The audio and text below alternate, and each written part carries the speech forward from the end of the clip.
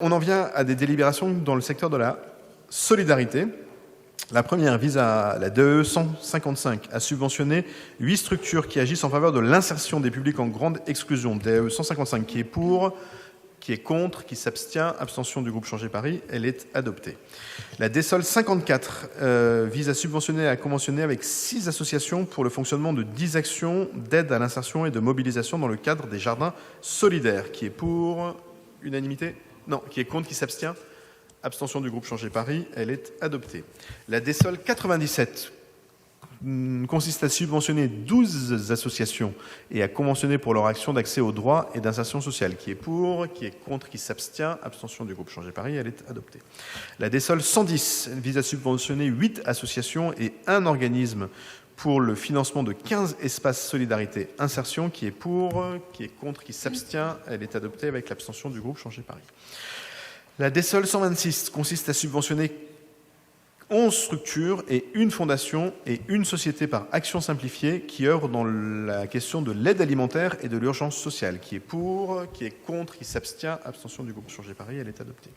Et enfin, je laisse la parole à Gabriel Siri-Ouari qui va nous parler de la DSOL 128 qui concerne la lutte contre la précarité et l'accès à la santé des personnes en situation d'exclusion. La parole est à Gabriel. Merci Monsieur le maire. Plus qu'une intervention, c'était une question pour mon collègue Pierre-Yvain Arnaud sur donc ces différentes structures et notamment le Café Sawa et puis une association qui a été créée récemment l'an dernier.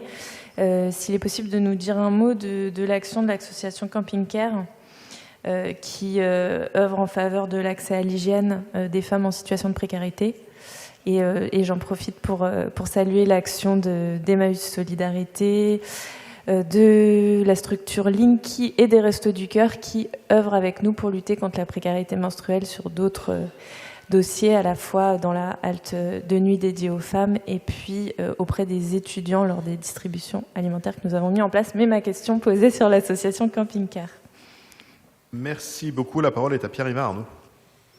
Merci beaucoup, Madame Siri, effectivement, Ouari, de poser cette question sur ces deux associations. Alors, je vais rapidement évoquer le cas de Sawa. Donc Sawa, c'est ce qu'on appelle une épicerie sociale et solidaire. Notre arrondissement, je rappelle, plus de 200 000 habitants, connaît une situation de précarité de plus en plus forte pour nombreux publics, notamment liée à la crise de l'inflation, qui vraiment a dévoré les revenus de nombreux de nos concitoyens, notamment dans l'arrondissement.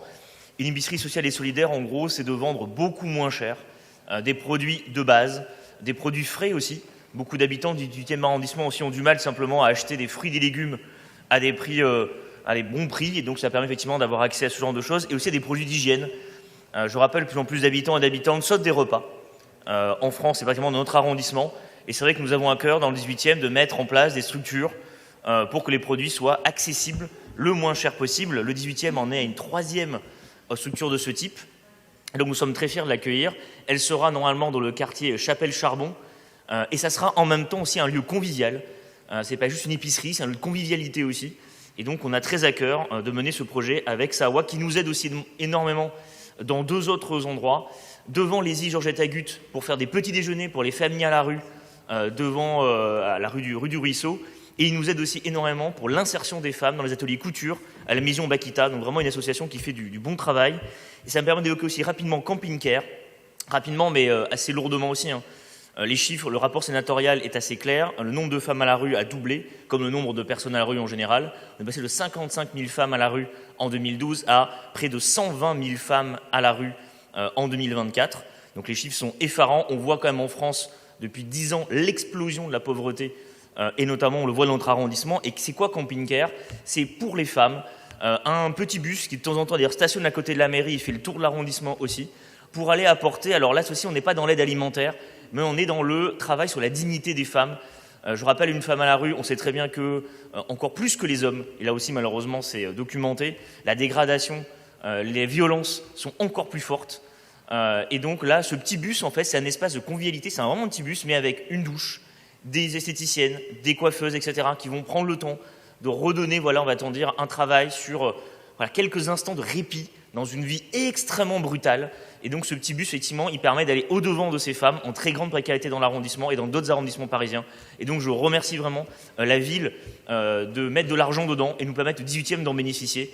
Croyez-moi, pour avoir visité ce car, pour avoir discuté avec les femmes, notamment celles de la halte de nuit en mairie qui en profitent, eh bien ça fait du bien d'avoir quelques instants de répit pour souffler, se laver et retrouver un minimum de dignité, alors que beaucoup de gens oublient justement de faire tout ce travail-là. Je rappelle donc à nouveau 5 ans, plus de 130 000 femmes à la rue, et le 18e est lui particulièrement marqué par le phénomène aussi. Donc merci Camping Care de venir. C'est l'une des petites pierres que le 18e met dans cet édifice de la solidarité envers elle.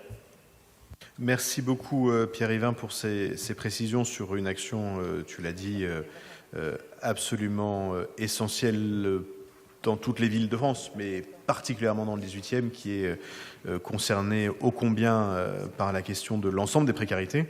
Et donc nous avons besoin, nous dans le 18e, de l'ensemble des structures de solidarité. Et je voulais redire ici l'engagement très important, y compris en matière financière, et y compris au-delà de nos compétences, que nous avons fait le choix de faire pour des politiques de solidarité qui, pour beaucoup, ne relèvent pas directement des responsabilités d'une municipalité.